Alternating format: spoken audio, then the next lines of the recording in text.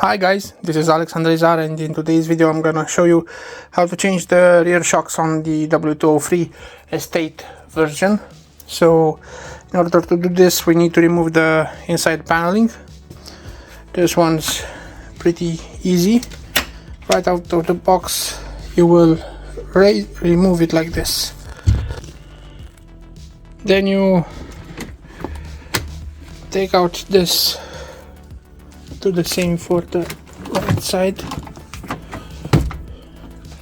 and we just need to remove this paneling, which is held in place by this torque screw,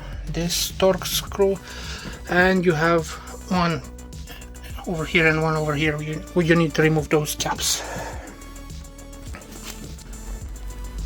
Okay, so those caps will be removed like this, and unfortunately some of the caps will break. Anyways, it doesn't really matter. You can put it back like this. One of the ears is still in position and the second one as well. So if you wanna go and buy new ones, this is the code 210-849-0103.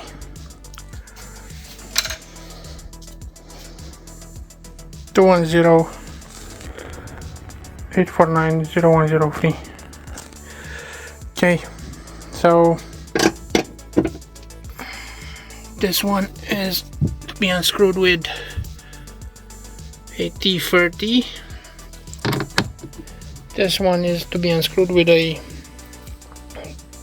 T25. This one is in fact a T40. Once you have this removed,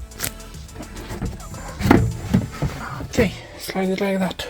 Just need to remove these back panels over here. So this back panel is held in place by this screw over here, that one over there, which I also removed, and this cap over here, which I think it's a 10 or 12 millimeter. Okay, so after we removed this this bolt, this is the plastic bolt which came out of there. Okay, so that's some sort of tampon to help with the liner over there to not make any noise. So after you remove this plastic bolt, this bolt, you just pry it out, and that clip just pops off. Okay, and you are left with access to the what's it called, the top of the shock. Do the same thing for the other side as well, and then we start by removing the wheels. So after we have removed the wheel, we will have to remove this bolt over here. There was one identical one on the other side, and then you have to remove this plastic cover, pry it off, and you will expose the bolt which is for the shock. You need a 10 millimeter socket over here. Okay, so now that we've got this exposed, you can see the bolt, actually the nut, which is keeping the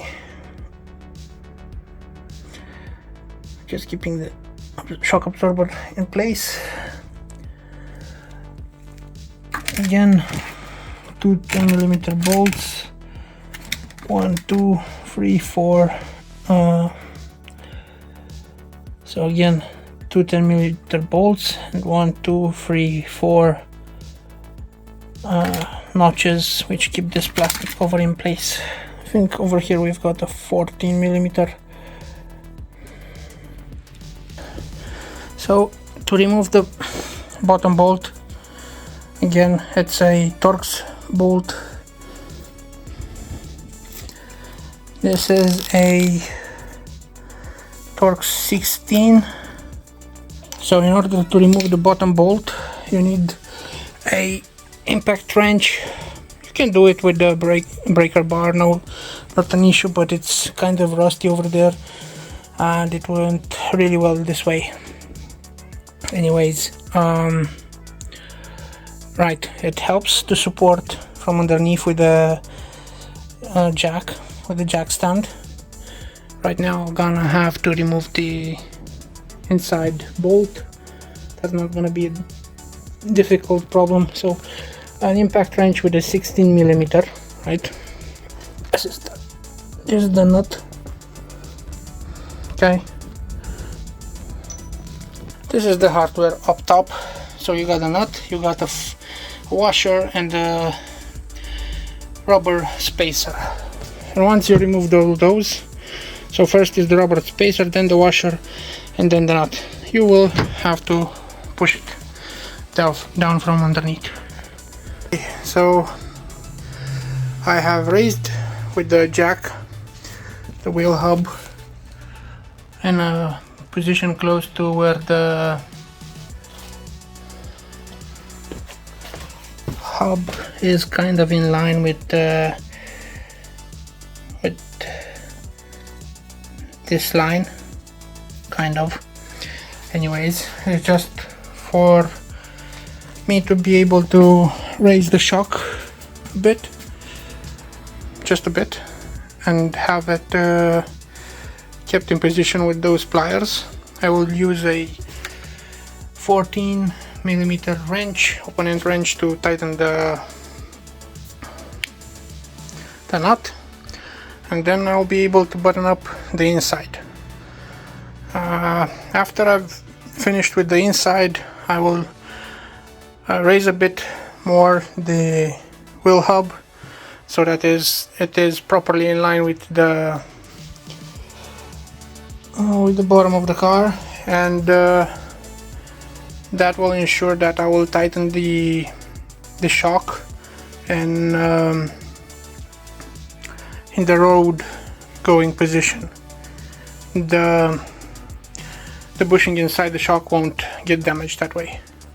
So almost done with the right side, rear right side. I just need to put the wheel back, but until I do that, I just want to have a few words with you and talk about the shocks themselves. These are from Kayaba, Kib. They are a bit shorter compared to what I had on the vehicle. I might see a rear drop by 1 centimeter or something like that. Anyways,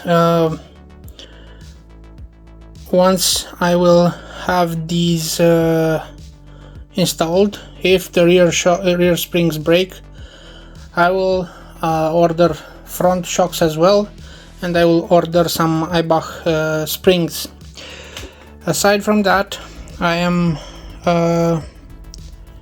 happy to say that they fit quite well. There is a difference. On the original ones, the bottom bushing was this wide, and this lobe ear, or whatever you want to call it, this piece of the shock was a bit wider, and the bushings were flush to, or just covering the, so this part was as wide as this line goes, and then the bushings came out and sat flush on the edge. Yeah, they made a bit of cost reduction over here, but it is what it is. Brand new shock absorbers, good value for money. Made in Japan.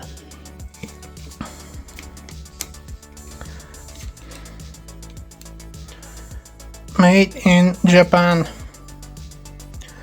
Right.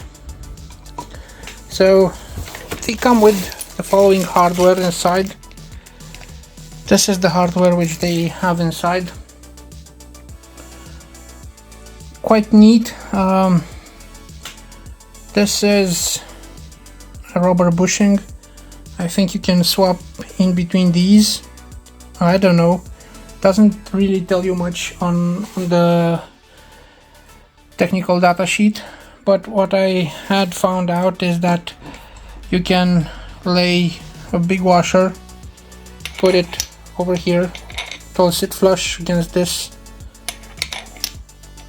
then put this big guy, I think it's this way that I had the other one put in, I think so. Then there's this washer, and it will be sandwiched in between. I'll have a look. Let's have a look on the other one, which I already installed.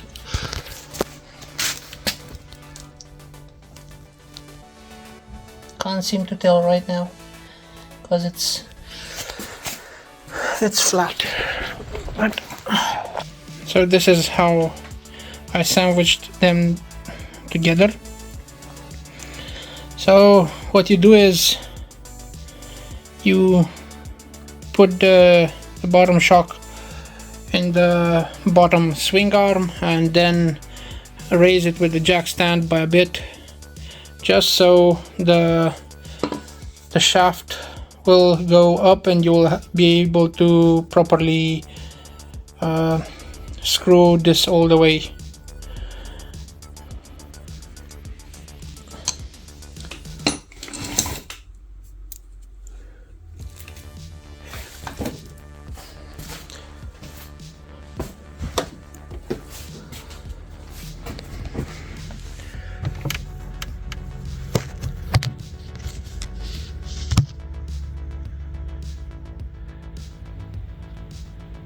This is what you end up with, properly tightened.